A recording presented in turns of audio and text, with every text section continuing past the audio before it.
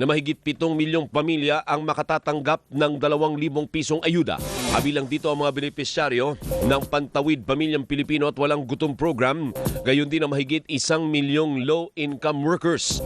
Maring matanggap ang ayuda sa pamagitan po ng manual payout o direktang ipapasok sa Enrolled Bank Account o SSS account ng mga benepisyaryo.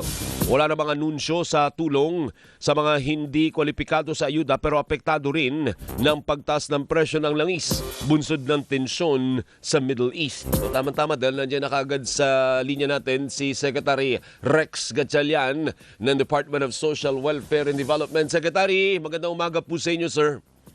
Alvin, magandang umaga. Magandang umaga rin sa lahat ng nanonood at nakikinig sa inyong programa. Maraming salamat. Opo, bago ko po itanong yung tungkol sa mechanics, ano po, pakisagot nyo nga po muna yung last sentence ng news item. Ang sabi doon, wala namang anunsyo ng tulong sa mga hindi kwalipikado sa ayuda pero apektado rin ang pagtaas ng presyo ng langis, bunsod ng tensyon sa Middle East. Siguro ibig niya sabihin, bakit hindi po lahat bibigyan? Bakit pili lang ang bibigyan ng ayuda, Secretary? Alvin, dalawang bagay. Una, kung isusuma total nyo to, no, hindi lang mahirap ang makakasama dito, pati mga low-wage earners natin. Total household na covered nito is 7.5 million. Ibig sabihin, medyo malaki-laki na yung coverage nito at marami-rami na masasama dito. Lahat ng mga mahihirap natin, lahat ng near poor or ibig sabihin yung mga nakapatong lang ng kaunti sa poverty line na bagamat nakaangat ng konti, sila yung mga one death away, one sickness away, or one disaster away from going back to poverty. And nandun na rin yung mga low-wage earners natin. Ngayon, Alvin, yan yung una. Malaki-laki na yung sakop nito, 7.5 million na household. Pero on a second note, tulad na nasabi namin noon, meron din naman tayong iba pang programa katulad ng assistance to individuals in crisis situation na nakabukas para sa lahat. Kung meron silang kailangan na tulong, whether it's medical, burial assistance, pwede sila magpunta sa kahit na saang DSWD office. Iba pa yun, nakabukod yung programa na yon para sa kanila. Pero pwede ba nila sabihin yun, nakararanas ako ng energy crisis eh. Pwede bang sali ako sa AX na yan? Alvin, it's need-based. Ibig sabihin, dahil sa energy crisis, ano ang nangyari? Ang nangyari ba na may mga gamot na or may mga, let's say, may maintenance medicines ba na hindi na mabayaran? Meron din ba dyan na, ibig sabihin, did that crisis lead to something na kakulangan na ngayon sa pamilya? Then, by all means, pumunta tayo kaagad sa DSWD at tutulungan kayo ng mga social workers namin. Ayun, tama. Pero hindi mo pwede sabihin na ang dahilan ay yung energy crisis. Ang sasabihin mong dahilan, ano ang impact ng energy crisis sa'yo? Correct. Paano yun naka-apekto sa gastusin ng pamilya? At nahihirapan ka na ba na kung dati-rate, komportable na babayaran mo, let's say, yung medical bills mo, nakakabili ka ng gamot, pero ngayon hirap ka na dahil sa pagtaas ng presyo ng bilhin, then dalhin mo sa amin yung mga reseta na yon, yung mga maintenance medicine na yon, tutulungan ka namin. Ayun. Sige po. So punta na po natin yung mechanics. Bukas na po ito magsisimula.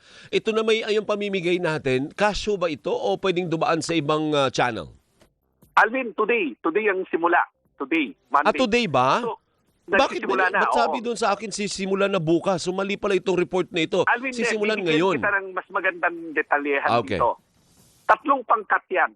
Unang pangkat ay yung mga 4Ps at yung mga walang gutom food stamps beneficiaries. Ang suma total niyan, 3.5 million na household. Ito, yung sa 4Ps, dahil may ATM sila, bukas, i-credit na bukas sa kanilang mga ATM account. Diretso na yon. At one time lang na 2,000, isang beses lang.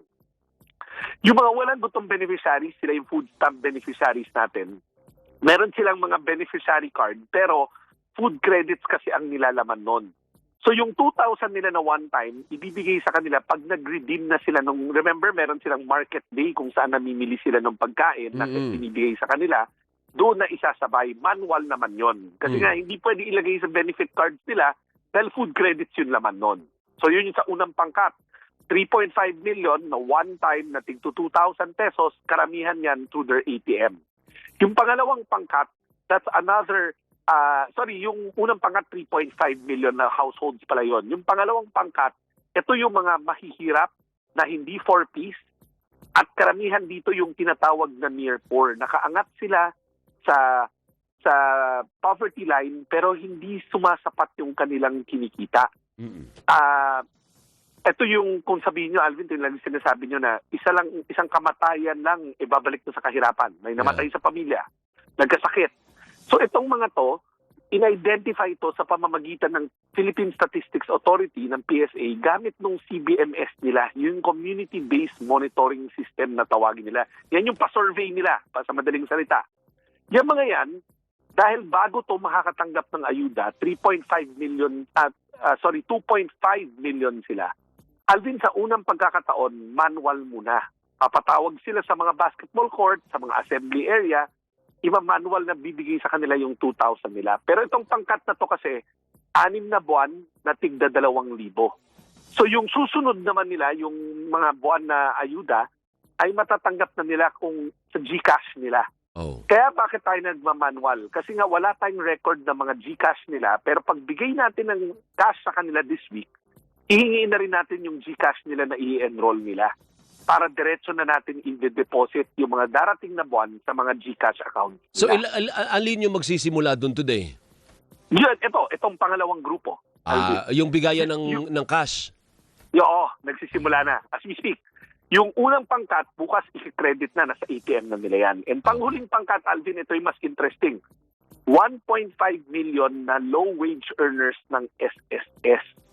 So, ang gagawin natin dyan, starting rin tomorrow, i-deposit na rin natin sa kanila mga basic deposit account. Kasi may mga ano yan yung beneficiary deposit account, benefit deposit accounts kung tawagin ng SSS. Sa land bank yan.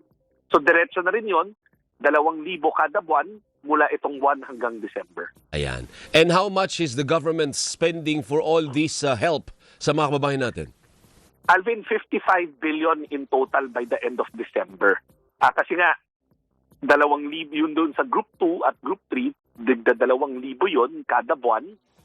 From now till December, ang suma total niyan mga 4 million sila. Kulang-kulang 4.5 million. Yung unang group naman, one time nating to 2,000 at 3.5 million. Opo. Secretary, may sinabi si Senador Alan Peter Cayetano na may proposal din daw siya dati, hindi lang sinunod ni Pangulo. Kasi naalala mo, nakilala yan si Cayetano sa pangakong 10,000 na hindi daw sinunod nung nanalo na si Pangulong Marcos. I was wondering, hindi ba kayo ang in charge sa mga ganyan, yung tulong sa mga ayuda na yan, tulong sa mga mahihirap? Nabalitaan nyo ba yung 10,000 na binaril ng Pangulong Marcos, sabi ni Cayetano? Alvin, bigyan kita ng dalawang sagot. I'll be honest, sumama ako sa departamento January 2023 na, 6 months after the administration. Pero ganun pa man, wala akong natatandaan. Alvin, again kasi baka ma-fact check nyo ako. Wala ako sa first 6 months ng administrasyon kasi I joined the administration end of January 2023. Kasi nabasa ko yung statement ng ating senador, sinabi niya nung pagkapanalo, wala pa ako noon sa department. Pero Alvin, pagpasok ko sa department ng January 2023, hindi naman tumitigil ang ating Pangulo sa pagtulong. Sa katunayan, mula dumating ako dyan, yung social welfare na budget, lagi lang lumalaki yan dahil ang ating Pangulo nakatutok sa kapakanan ng ating mga mahirap na kababayan. Never siya sa akin, sa buong time ko sa kabinete, so magpo 4 years, maigit na ako, never ako nag-propose ng tulong na hindi binagbigyan ng ating Pangulo. Prioridad niya lagi ang mahihirap. Sa katunayan, Alvin, itong assistance na to, hudyat to ng pag-aaral na propose na amin ng Philippine Institute of Development Studies o PIDS, yung think tank ng gobyerno. Na sabi nga ng PIDS, i-propose natin to sa Pangulo kasi pag wala tayong gagawin, may ginawa na tayo para sa mga drivers. Kung matatandaan mo, 1.8 billion na drivers ang ating natulungan. Mga 9 billion rin ang nagastos doon. Pero kulang yon. Sabi niya, kung hindi tayo gagalaw, kulang-kulang 1.2 million na pamilyang Pilipino ang babagsak palalo sa kahirapan. Kaya kailangan gumalaw tayo. Kaya pag-propose ko sa Pangulo nito, kaagad-agad ang sagot ng Pangulo, gawin natin yan, Rex. Importante yan para mapangalagaan natin ang ating mga mamayan. Kasi Alvin, mahirap yung wala tayong gagawin tapos pagtapos nitong energy emergency, lugmok na sa kahirapan ng ating mga kababayan. So ito ay paanyo ng proteksyon para masigurado natin na yung mga near poor, yung mga low-wage earners natin, hindi bumagsak sa kahirapan. Kung hindi, manatili sila status nila, and yung mga mahihirap natin, huwag pa lumalim sa kahirapan. Kaya nga, 6 months to. So, ako, I can tell you, wala man ako doon sa mga panahon na yon, to be honest about it. Pero since I joined the cabinet, never binaril ng Pangulo ang kahit na anong panukala namin, lalong-lalo na pagdating sa pagtulong sa mahihirap. At saka may tanong pa siya, bakit ngayon lang daw yung ayuda? Na magtataka ka rin kasi halos taon-taon naman. Hindi nga umaabot na isang taon, may tulong mayat sa mahihirap na Pilipino eh. Pero bakit kaya siya nagtatanong, bakit ngayon lang daw yung ayuda? Alvin, hindi ko masasagot yung kanyang konteksto, pero gusto ko na lang kayo ulit-ulitin. Yung assistance to individuals in crisis situation, hindi yan nabubura. Kung titignan nyo, since the administration, lumalaki yung pondo dyan. Kasi yan ang main social welfare na pondo natin. Yan ang ayuda. Araw-araw, milyon-milyon ang mga pumupunta sa opisina natin para humingi ng tulong sa iba't iba nilang pangangailangan. Having year on year, mula milyon-milyon ang natutulungan ng AIX program natin. Never yan nabawasan, never yan lumiit. Pangalawa, yung 4Ps program natin, patuloy rin pinatitibay ng ating Pangulo. Bagamat conditional yun, one form pa rin yun ng pagtulong sa mahirap, tuloy-tuloy rin ang pagbigay importansya ng ating Pangulo dyan. So ang thrust ng ating Pangulo nga, kung tatandaan nyo, is to lower poverty incidence by single digit.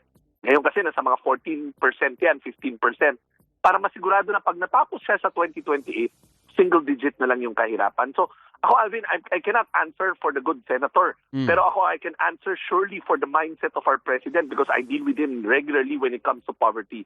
Kapag kami sa DSWD nag-propose ng panukala ng tulong o ayuda, never kami tinanggihan ng Pangulo, kundi laging una kami sa listahan ng popondohan, katulad nito, at una kami na nakakakuha ng una kami na binibigyan priority ng administrasyon na to, ang paglaban sa kahirapan. Pero come to think of it, yung pangako niyang 10,000 ayuda, bawat pamilyang Pilipino mahihirap daw, feasible ba yon na lahat na mahihirap, bigyan mo ng 10,000 pesos? O ngayon pa nga lang, hirap na tayo sa paghahanap ng pondo, selected pa lang ito hindi pa ito lahat ng mahihirap, Secretary. Alvin, kasi maraming mga eksperto katulad nung binanggit ko, yung PIDS, no? Yung think tank kasi ng gobyerno, laging sinasabi, ang pinaka-efficient way na matulungan natin ang kababayan natin is targeted. Ibig sabihin yung mga vulnerable ang unahin natin. Kaya nga dito sa disenyo na to, kung titignan nyo, may binigay para sa mahihirap na meron rin natatanggap na so mas maliit yung bibigay sa kanila. Hindi naman mas maliit, kundi isang beses lang. Pero binigyan din dito yung near poor at yung mga low wage earners. Na yung near poor nga natin 2.5 million. Tapos yung low wage earners 1.5 million. So 4 million yun all in all. So kung titignan mo, targeted to kasi alam naman natin limitado ang resources ng gobyerno. Kaya kailangan we have to put it where it counts. Yung talagang makakatulong at mapoprotektahan ng ating mga kababayan na vulnerable. And at the same time, ito, gusto ko sabihin to, Alvin, maraming literature o maraming pag-aaral na nagsasabi na hindi lang to dapat tignan na sa form ng ayuda, kundi form to ng economic stimulus. Sa ganito mga panahon, kailangan na stimulating yung ekonomiya. Napakaraming literature na nagsasabi na kapag ginawa to ng mga gobyerno, pag natapos yung isang emergency, katulad nitong energy emergency, mas mabilis nakaka-rebound ang ekonomiya dahil naprotektahan mo na yung vulnerable, at the same time, may economic stimulus ka pa. Opo. Hindi, pero ang tanong ko is, feasible ba yung bigyan natin lahat na mahihirap ng 10,000 piso? O maganda siyang pakinggan dahil siyempre para siyang parang relief para sa lahat. Bibigyan mo ng 10,000 bawat Pilipinong mahihirap. O hindi yan feasible at this point sa ating fiscal situation? Pero Alvin, kasi sa design na to, kinuha na natin lahat ng poor. Kaya nga kung matatandaan nyo sa design na to, yung mga mahihirap na nakatala sa CBMS, lahat sila makakatanggap. Umabot pa tayo na may plus 25% of the poverty incidence. Ibig sabihin, pati in near poor, hinabol na natin. So, ginagawa na, itong panukala na to, ay ginagawa na, lalong-lalo na sa panahon nitong energy emergency. Alvin, ang basihan nito is yung datalaan ng PSA na poor. Kinuha na natin sila lahat. Basta na sa CBMS na mahirap, kinukuha na natin. Alvin, yung lista talaan galing sa PSA, wala kaming iniwan doon na mahirap. Kaya nga umabot na tayo sa mas mataas pa sa mahirap. Yan, sige. O, hindi kahit papano, nasagot na rin naman natin, kasi mahirap yung away nung naratibo eh. Siyempre may mga maniniwala din po sa kanya, pero dapat balanse, kailangan alamin mo ano ba talaga nangyari. Kasi otherwise, one-sided lang yun pag siya lang yung narinig mo, Secretary. Alvin, I'm very thankful sa iyo sa programa mo kasi binibigyan mo kami ng chance sa makapagsalita. Pero basta mas excited kami sa araw na to dahil magro-roll out na 7.5 million na pamilyang Pilipino ang mapoprotektahan at matutulungan hanggang December. Yan ang layunin ng ating Pangulo, proteksyon sa ating mga vulnerable at mararamdaman nila diretso kasi ito sa kanila, whether through their GCash, ATM or manual. Pero yung manual, Alvin, one time lang yan kasi nga gusto ng Pangulo mas mabilis at mas efficient, lalo na mahirap na yung nagpupunta ng mga basketball court, nag-uulan. So, importante dito yung nararamdaman na, mangyayari na, at nangyayari na. Okay, thank you. Maraming salamat, Sec. Ulitin ko na naman ulit. Sabi ko, oy mga madlang people, sulit ang sweldo natin dito kay Gatchalian. Lahat na lang na itanong mo, sasagutin niya. Ang galing sumagot. Sec, thank you ha. Mabuhay ka. Maraming salamat. Magandang umaga. Mabuhay si Secretary Rex Gatchalian ng Department of Social Welfare and Development. Sana lahat ng secretary ganun sumagot. Yung tipong balibalik na rin mo man si Gatchalian. Alam niya kung anong sagot. Kasi swelduhan po natin ang mga yan. Remember, ang laki po ng sweldo ng mga kalihim na yan. Ang dami po tayong swelduhan na parang hindi naman sulit ang sweldo natin. Yung iba nga hindi naman nagpapakita. Hindi at sumisweldo pa rin. Yung iba naman, hindi naman kagalingan. Nagkukunwari lang matalino, hindi naman katalinuhan. Pero swelduhan po natin. Magandang umaga yung Ambassador Francis Chua. Ay, naku, wala pa rin tayong time for lunch, Ambassador, Ako, di bali pasasaan ba't magagawa din natin yung pananghalian natin, Ambassador, ha? Si Ma'am Luz De Leon, magandang umaga din sa iyo. Ganun din si Attorney Alan Barcena.